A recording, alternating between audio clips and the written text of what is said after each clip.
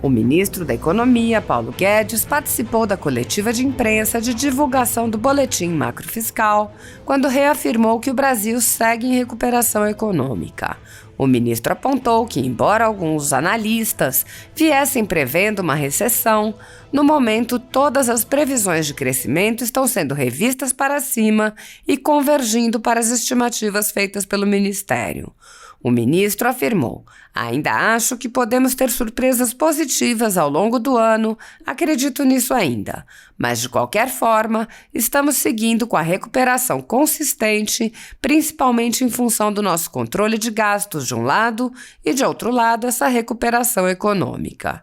Paulo Guedes disse que a principal mensagem é de que o desempenho fiscal do Brasil está forte, superior ao dos outros países, confirmando as expectativas do Ministério de que o país iria surpreender. A ditadura da toga segue firme. O Brasil tem hoje presos políticos e jornais, parlamentares e influenciadores censurados. A Folha Política tem toda a sua receita, gerada desde 1º de julho de 2021, confiscada por uma canetada do ministro Luiz Felipe Salomão, ex-corregedor do TSE, com o aplauso e o respaldo dos ministros Luiz Roberto Barroso e Alexandre de Moraes. Além disso, todas as receitas futuras do jornal obtidas por meio do YouTube estão previamente bloqueadas. Há mais de 10 meses, todos os rendimentos do jornal estão sendo retidos sem justificativa jurídica. Anteriormente, a Folha Política teve sua sede invadida e todos os seus equipamentos apreendidos a mando do ministro Alexandre de Moraes. Mesmo assim, a equipe continuou trabalhando como sempre, de domingo a domingo, dia ou noite, para trazer informação sobre os 3 poderes e romper a espiral do silêncio imposta pela velha imprensa, levando informação de qualidade para todos os cidadãos e defendendo os valores, as pessoas e os fatos excluídos pelo mainstream, como o conservadorismo e as propostas de cidadãos e políticos de direita. Se você apoia o trabalho da Folha Política e pode ajudar a evitar que o jornal seja fechado, pela ausência de recursos para manter sua estrutura, cumprir seus compromissos financeiros e pagar seus colaboradores, doe por meio do Pix, cujo QR Code está visível na tela, ou por meio do código ajude@folhapolitica.org. Caso não utilize Pix, há a opção de transferência bancária para a conta da empresa Raposo Fernandes, disponível na descrição deste vídeo e no comentário fixado no topo. A Folha Política atua quebrando barreiras do monopólio da informação há 10 anos e, com sua ajuda, poderá se manter firme e continuar a exercer o seu trabalho. Pix ajude@folhapolitica.org. Assista. Boa tarde, vamos dar início à coletiva para tratar do Boletim Macrofiscal da Secretaria de Política Econômica. Hoje o ministro da Economia, Paulo Guedes, fará uma breve abertura, depois ele passa a palavra ao secretário de Política Econômica, Pedro Cauma. Ministro, por favor. Boa tarde a todos, amigos.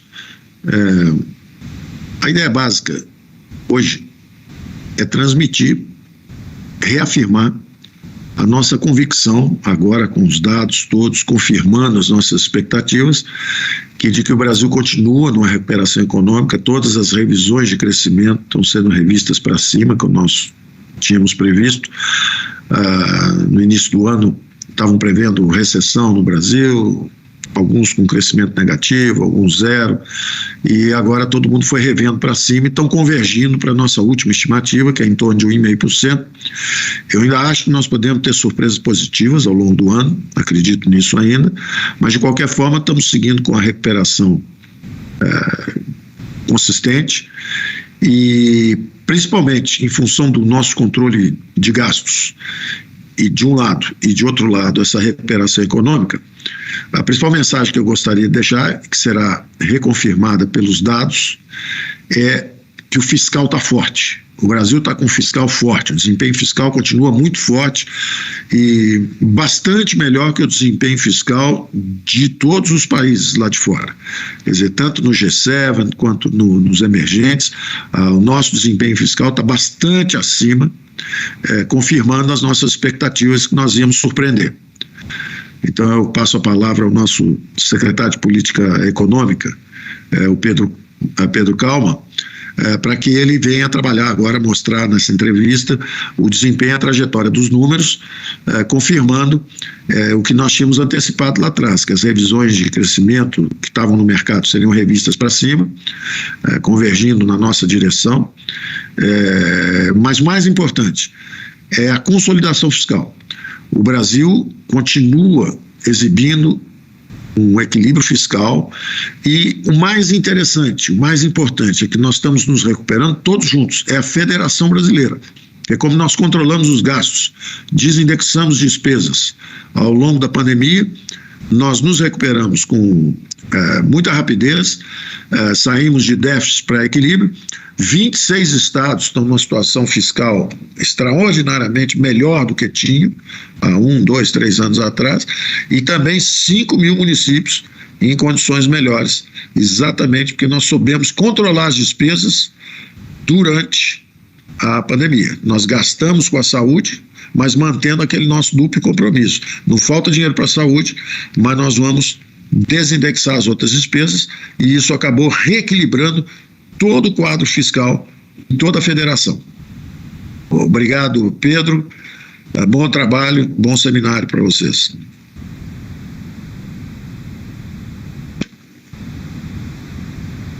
Bem, boa tarde a todos. Queria agradecer a participação do ministro Paulo Guedes nessa nossa coletiva de divulgação do boletim macrofiscal da SPE. A apresentação já está aparecendo? Opa! Obrigado, Fausto. Podemos seguir, por favor.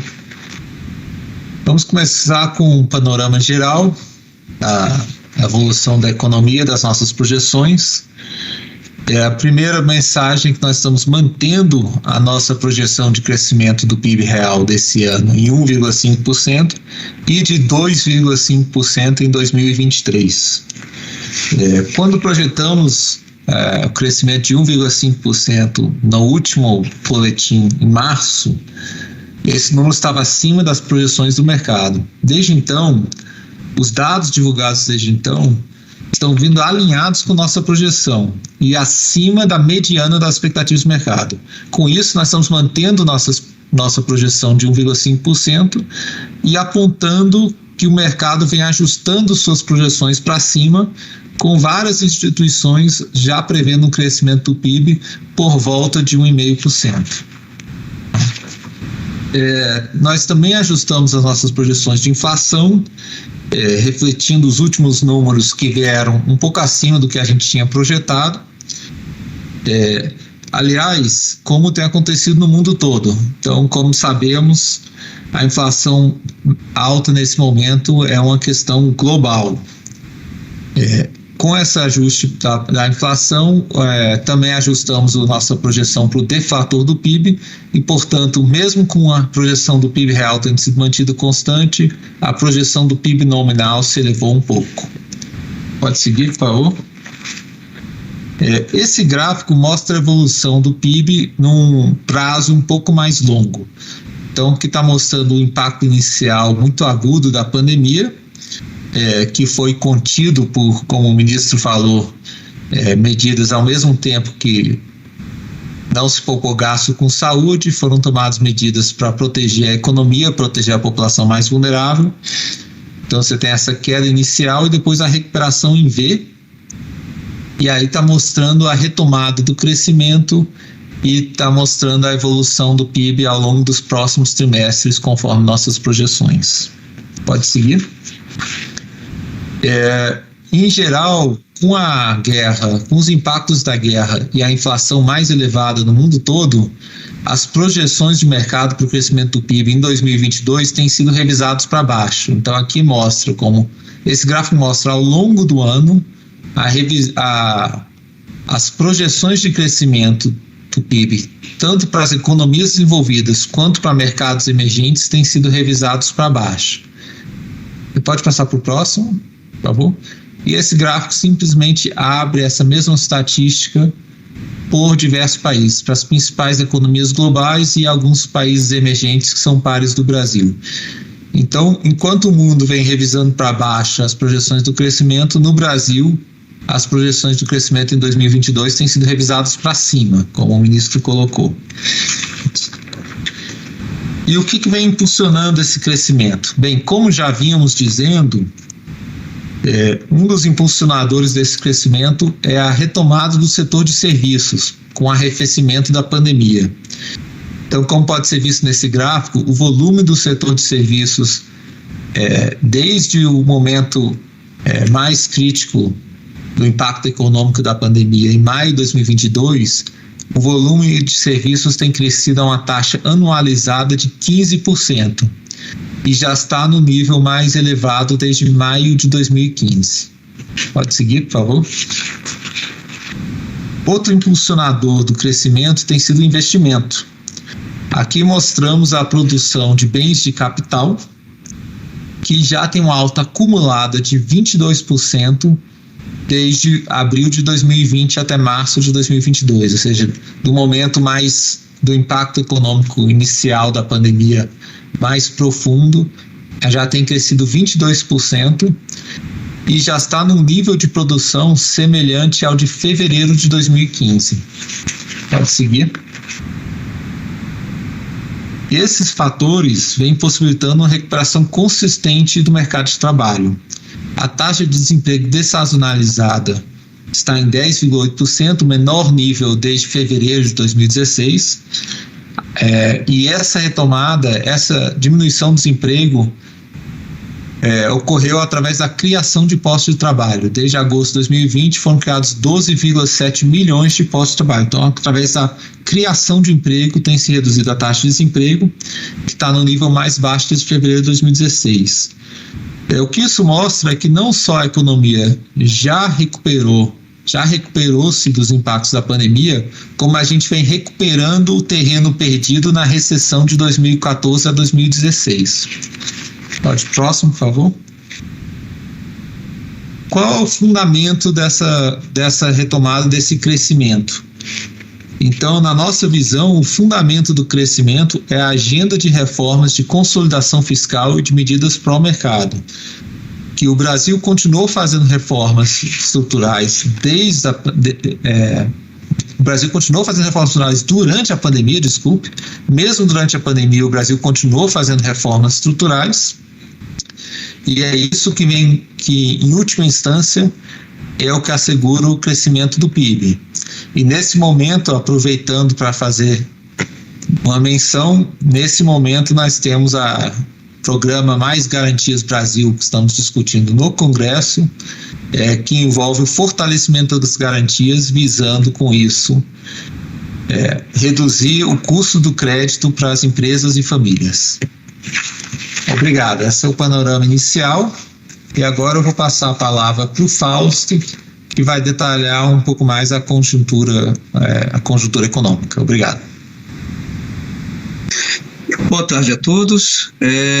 Nessa sessão nós apresentaremos a conjuntura econômica no primeiro trimestre, indicaremos as nossas expectativas ao longo do ano e mostraremos os nossos números, alterações de projeção de atividade e inflação. Tá? No primeiro slide é interessante observarmos, como o secretário Pedro bem chamou a atenção, nós observamos no primeiro trimestre uma recuperação dos principais indicadores de atividade, ou seja, serviços, comércio e indústria. Cabe destacar que a indústria ela cresceu 0,3% no primeiro trimestre, tá?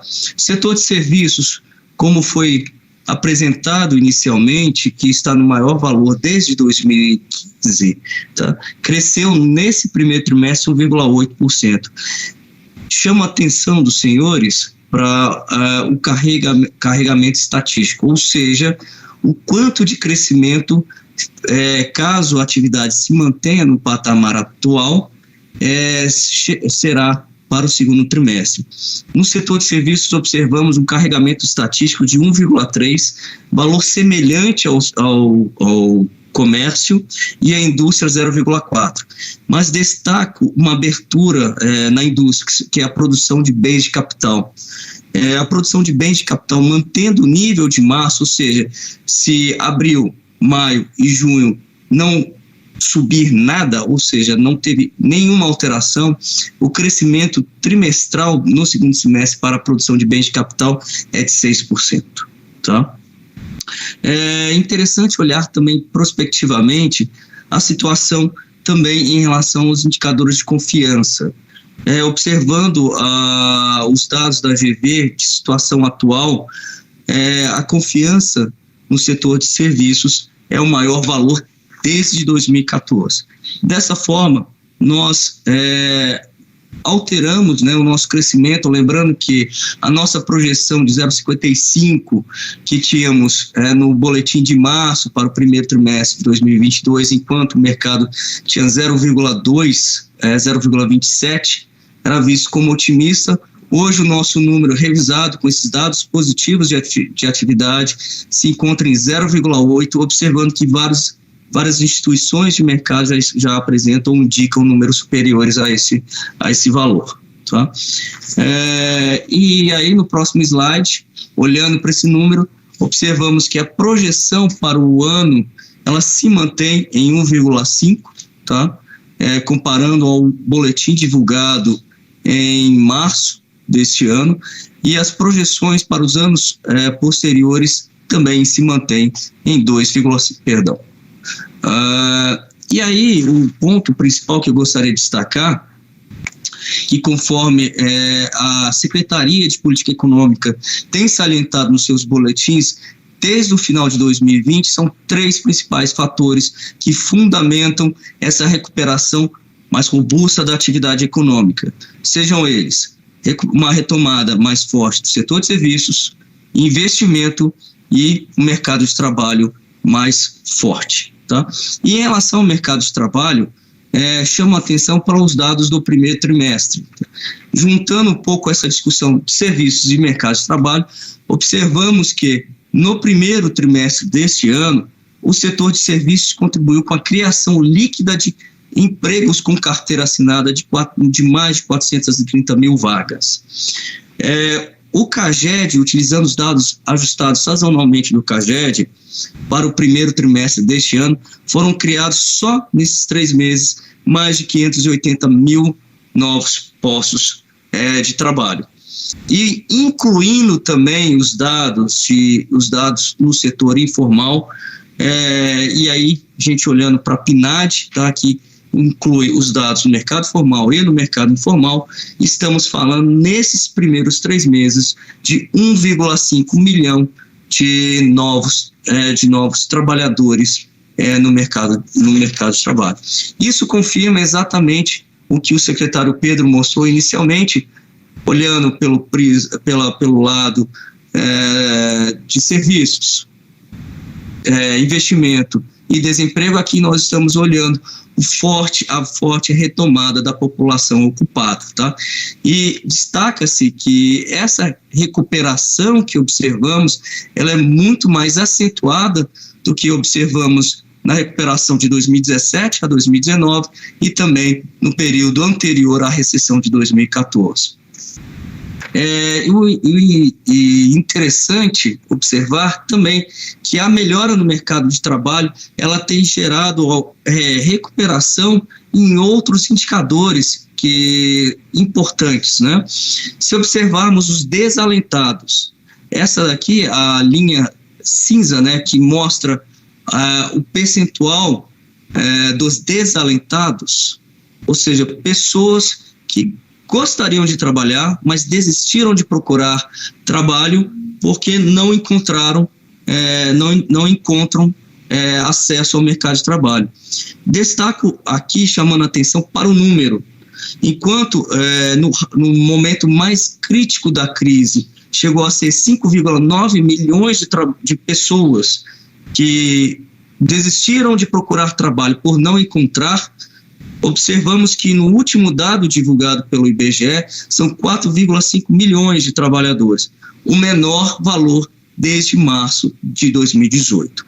Ou seja, a melhora no mercado de trabalho mostra que estamos já deixando para trás a crise da pandemia e conseguindo recuperar terreno, consequências negativas da crise anterior, da recessão de 2014 e 2016. E cenário semelhante ocorre também em relação à subutilização, onde no pior momento da crise, pessoas que trabalhavam menos do que 40 horas por semana e gostariam de ter mais, de trabalhar mais do que as horas que elas empreendiam por semana, chegaram a 7,8 milhões de trabalhadores, hoje 6,7 milhões, ou seja, essa taxa que saiu, que era superior a 8%, hoje é próxima ao patamar anterior ao início da pandemia. No entanto, como observamos, a melhora na atividade econômica, ela teve impactos positivos na economia. No entanto, muitas famílias, em decorrência das consequências da pandemia, tiveram impactos, tiveram impactos negativos da pandemia, né? E aí, observando aqui alguns indicadores do Banco Central, observamos o endividamento das famílias, ou seja, o quanto que as famílias têm de dívida em relação à sua renda anual. Tá? Observamos uma elevação desse endividamento. Cabe ressaltar que não necessariamente o aumento do endividamento é ruim, isso pode significar aprofundamento ou desenvolvimento do mercado financeiro e creditício, acesso a muitas famílias à bancarização. No entanto, observamos que no gráfico anterior, as famílias com conta em atraso, há uma elevação na margem do percentual de famílias com conta em atraso, principalmente as famílias com menor renda, ou seja, com famílias com renda até 10 salários mínimos. Por isso, foi implementado o saque extraordinário e observamos aqui, olhando para o passado, que o saque extraordinário tem um impacto relevante na redução da inadimplência, principalmente das famílias com contas em atraso. Aqui fica nítido a queda da inadimplência ou o percentual das famílias com conta em atraso na Grande São Paulo. Estimativas da SPE mostram que o impacto positivo do saque imediato e do saque emergencial possibilitaram uma redução de 10% a 13% das famílias com conta em atraso. Ou seja, traduzindo isso em números, significa que hoje na Grande São Paulo, o número de famílias em atraso, que é em torno de 900 mil famílias, espera-se que, com o saque extraordinário, a tendência de aceleração seja revertida e 100 mil famílias que poderiam entrar com contas em atraso, deixam de ter as contas em atraso graças ao saque extraordinário. Tá? Aqui, falando só o último ponto sobre inflação, nós revisamos os nossos números de IPCA conforme foi apresentado no início do boletim, saindo de 6,55 para 7,9, e a principal motivação dessa revisão foi a surpresa positiva dos dados do primeiro trimestre, que nos levaram a revisar esses números para cima. Cabe salientar que os números de inflação mais alta também são observados em diversos países do mundo. Destacamos a inflação mais alta nos Estados Unidos, o maior valor nos últimos 40 anos, no Reino Unido nos últimos 40 anos, e observando para o grande número, para os países do G20, a inflação na grande parte dos países atual é a maior desde da década de 1990. Tá? Agora eu passo a palavra para o subsecretário de Política Fiscal, Bernardo, que vai falar sobre os dados fiscais. Obrigado. Obrigado, Fausto. Eu vou trazer aqui alguns números bem amplos rapidamente, que ilustram o ponto do ministro Paulo Guedes sobre o processo de consolidação fiscal em curso. Próximo slide, isso. Primeiro, mostrar aqui a evolução da mediana de mercado ao longo dos anos, dos últimos 3 anos e pouco. A gente vê que para 2019, um ano, digamos, de normalidade, as projeções praticamente não variavam ao longo dos meses, né? E a mediana terminou um pouco acima do realizado, ou seja, uma surpresa positiva da DBGG, da relação dívida-PIB, em 2019.